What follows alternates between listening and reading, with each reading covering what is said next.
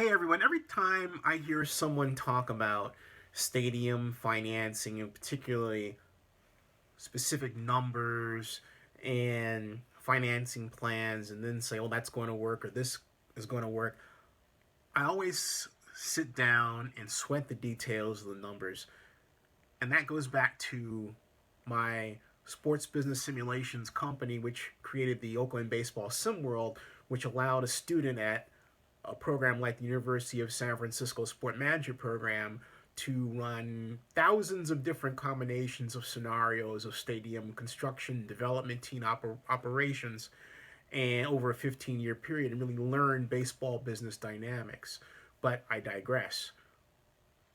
Using that approach, not that specific modeling approach, but just the desire to sweat the details, I dived in to this pool of numbers that are associated, at least directly, with the matter of the Raiders building a stadium in Las Vegas. And I did so because the Raiders owner, Mark Davis, as you know, and undoubtedly why you are watching this video, said, hey, to the NFL owners, finance committee, and stadium committee members, we can build this stadium without Las Vegas Sands CEO Sheldon Adelson.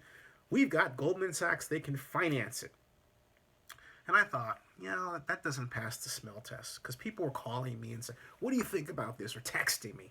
All right, here's why that doesn't pass the numerical smell test and why I assert that Mark Davis meeting did not really go well at all. But you just didn't hear that it didn't go well. You heard that the Raiders made impressive progress, but you didn't hear that overall the presentation didn't go well. It could not have, with this assertion about being able to go ahead without Adelson, and here is why. First of all, let's take a look at the numbers as we understand them, the basic ones, okay? The Raiders are putting in, they say, $500 million. Now, that assumes the NFL is going to allow that same additional $100 million to apply to Las Vegas, but the Raiders keep saying $500 million, so let's go fight with $500 million. The Nevada subsidy is $750 million for stadium construction, okay? So that's a total of $1,250 million, all right? Now, the stadium itself is slated to cost as much as $1.9 billion, but there are others who say, well, actually, it's going to be less than that. So, okay, so fine. Let's say that it comes in at $1.6 billion.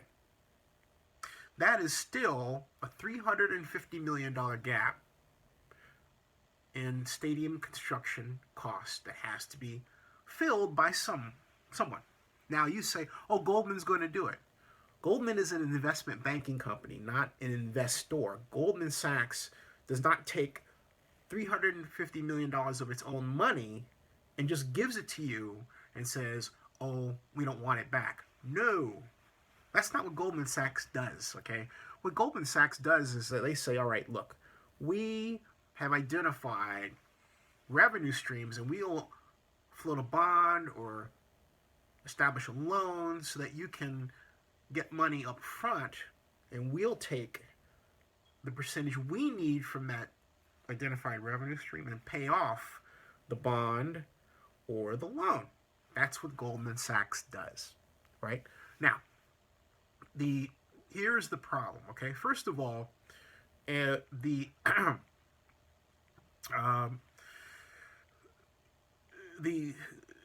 situation with that $350 million is such that you have to say, okay, what stadium operation throws off $350 million over X period of time?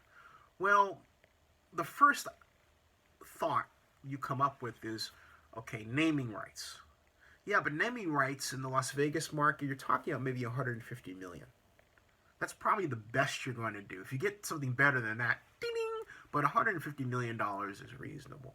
So, okay, let's start with $150 million. But you still have, that's less than half of what you need to fill in the $350 million gap, right? So you say, okay, what else do I turn to? Luxury boxes. Okay, fine.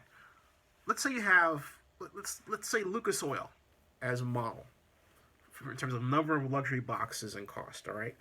Lucas Oil has 137 luxury boxes at an average of $80,000 per box. Now, you're probably screaming that's cheap and whatever, but the bottom line is let's go with that because we need to understand what these numbers look like.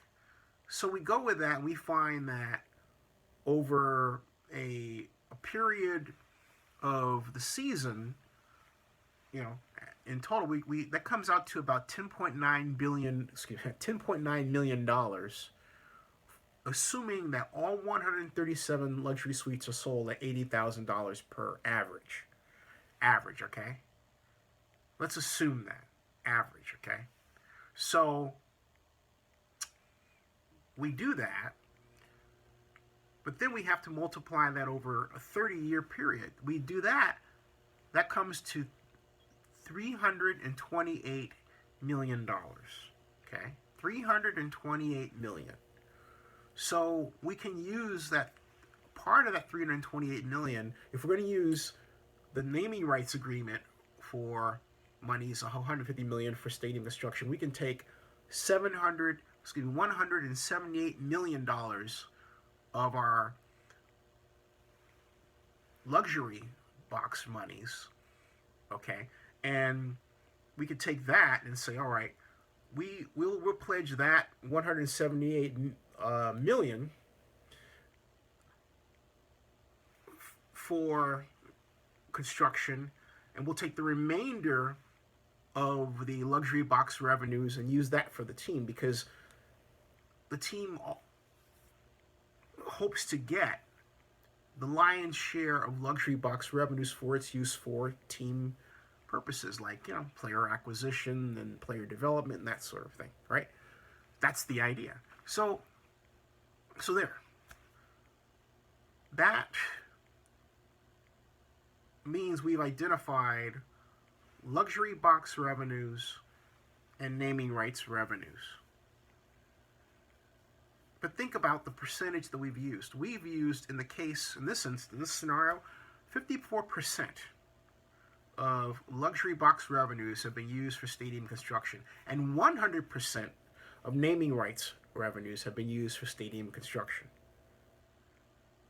That is a huge cut that Mark Davis is looking at. Mark Davis is in a situation where if that gap is $350 million, okay, he is looking at, assuming his luxury box sales or costs aren't greater, he is looking at using the majority of his naming rights and luxury box monies for stadium construction. In total, about 75%. And Davis was yelling about Adelson wanting a huge cut. Wow. So, for those of you out there saying, hey, naming rights are one thing, but luxury boxes are going to sell for more, okay, fine, they do.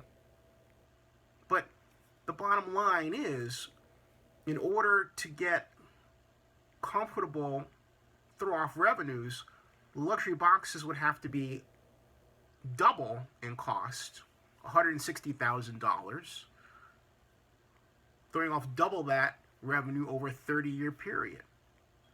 Now, what if you can't get Goldman to agree to a 30-year loan or bond issue, and the Goldman wants something that's 15 or 20 years? Well, guess what? You've got to up the luxury box prices even more. And then you've got to hope you sell those at those gargantuanly large prices, because that's what they're coming to. It's not like, oh, we can do it. No. The higher you go, the lower the percentage sale is, whatever that percentage sale is. That's just a fact, okay? It's a fact. So where Mark Davis is right now is, Mark Davis, the only way to solve this problem for Mark Davis is to have ancillary development around the stadium, which calls for what? A developer like Majestic Realty, which brought with it $150 million. Remember those guys? They're gone. There is no way that Mark Davis could have had a successful meeting in New York. None. You run the numbers at this point, he didn't have that at all. At all. So he not only needs Sheldon Adelson, but he needs Sheldon Adelson $650 million, or maybe he should just punt and stay in Oakland.